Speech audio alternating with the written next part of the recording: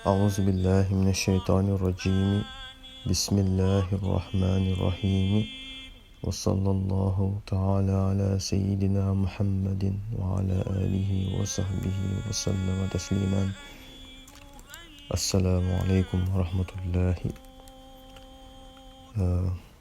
Today we're going to proceed with the three concepts, which are Al-Iman, Al-Islam, and Al-Ihsan.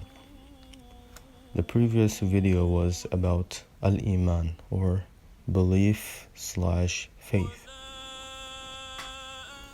We have presented parts of criterias that would explain how a Muslim should believe in Islam. Today we're going to focus on the second part of the religion, which is Al-Islam, which is the Islamic practices or religious practices. Now, these are composed of the laws that Allah has descended to the human beings in terms of obligations. These obligatory laws were further explained by famous scholars like Imam Malik, Al-Ghazali, and many more from different mazhab to different schools of laws. And we primarily focus on Imam Malik, as many of his teachings were gathered by the Shaykh and written in a way that is simple for the Muslim to understand. So, in the Shaykh's book, Tazawwud al-Sighar, or Provision of the Youth, he explains the Islamic practices. Now, when we talk about the practices, we focus on the 5 pillars of Islam, but also diverse. Diverse would be about laws about marriage, divorce, when you sell stuff, when you buy stuff, what are the laws, including money, land. So those go in depth, but for the sake of making things simple to understand, we will focus on the 5 pillars of Islam. These 5 pillars are an obligation for every Muslim who has reached puberty, or in Arabic, if you are a mukallaf, if you're mature. There are signs that determine whether a person is mature, which is for the male and the female. If they start growing hair beneath their arms or on the pubic area, or if they see if the men see semen, or in Arabic manu, or if the woman started seeing signs of a red liquid. Those are all signs that shows that the person has attained puberty.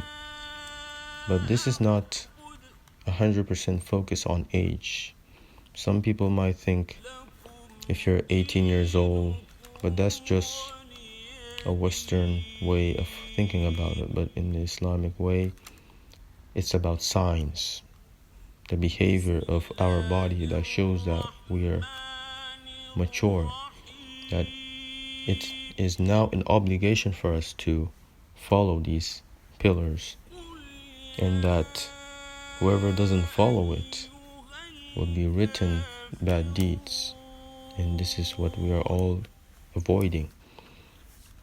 So this is the first step in Islamic practices, is that you have to be conscious of your maturity, and you have to be conscious that these are obligatory things that Allah has prescribed to you, and that you have to follow it.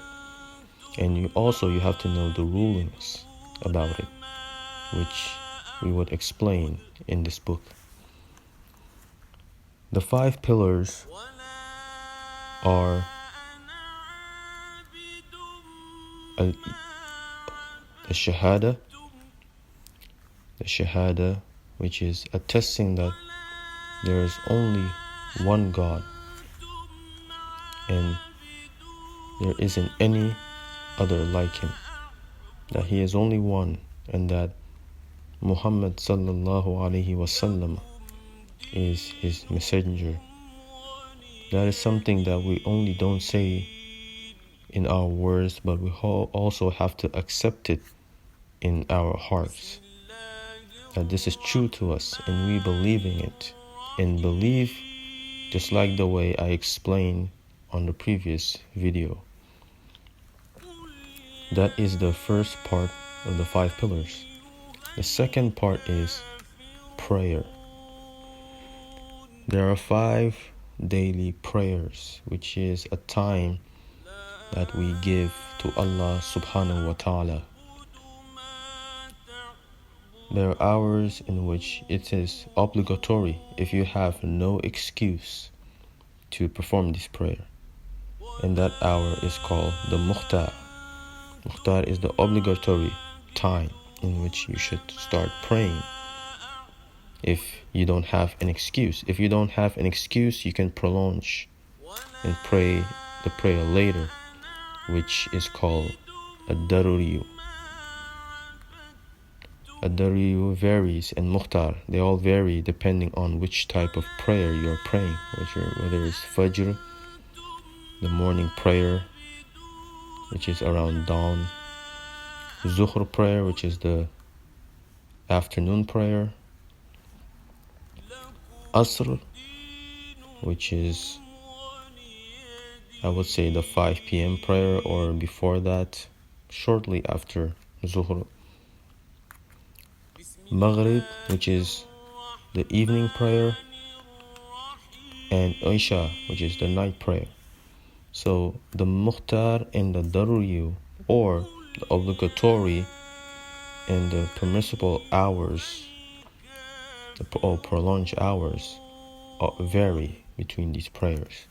But we will go in depth about all these prayers when we move on to the chapters. But right now we're only learning about the concepts. So far we have profession of faith, the first pillar. The second pillar is performing the 5 daily prayers. The third is fasting during the month of Ramadan. Fasting has many means. Also, prayer has many means in the upcoming other pillars. Because we all do this not only just to gain hasanat, which is the good deeds in which we will get during the month of Ramadan for performing these prayers, but also it's a time for education, because you're preventing yourself to eat and drink. If for those who have wives, during this time you have to limit your closeness to your wife. For those who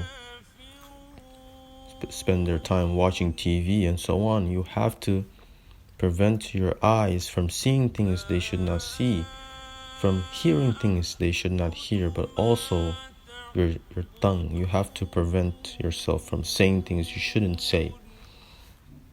And all of these we will go in depth when we go to the chapters, but that is the third pillar, Ramadan, fasting during the month of Ramadan. And this month is not fixed. In the Arabic calendar, it has its own month. But if we combine it to the Gregorian calendar, which is January to December, it changes every year. So it's something in which we have to be aware, and we can only know the first date through moon sighting. When you look through your eyes, the crescent moon, that will indicate you when it is time to fast. The fourth pillar is zakat. Zakat is a percentage of your yearly earnings that you will give to the poor or the miskin, those who are in need. Now, one confusion that might happen is that it's not only the amount of money that you're giving away. If you also own land where you grow like foods, vegetables, if you grow like rice, if you have like sheep that you sell, you can also give away zakat through those things. But we will go in depth in that after. So the fourth part is zakat, and the fifth part is the Hajj, going to Mecca for the pilgrimage. Now the Hajj is not something that is automatic, because that's why we say it's the last pillar, because it depends on, are you able to perform it? Now it asks a lot. You need to be healthy. You need to have the ability to buy a ticket to go to Mecca, which is in Saudi Arabia, to be able to stay there during the whole time of Hajj. But also, you have to have good intention, and that's where all the 5 pillars are validated, when they're all done through good intention. So it goes for all the other parts of the 5 pillars, which is good intention, being able to perform it. You have to be healthy. But when it comes to zakat and Hajj, you have to be able to provide the financial needs to do it. And these are all conditions that we will further explain one by one, so that it can be more simple. But what is more important to understand here is that in Islamic practices, we're going to focus on the 5 pillars in the book. The first pillar is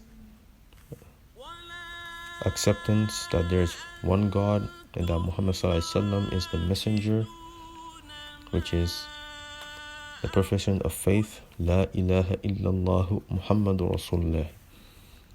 The second part is the 5 daily prayers. The third part is fasting during the month of Ramadan. The fourth part is giving zakat to the poor. And the fifth part is performing Hajj in Mecca. So this is where the video will end. The next part we will talk about Al-Ihsan.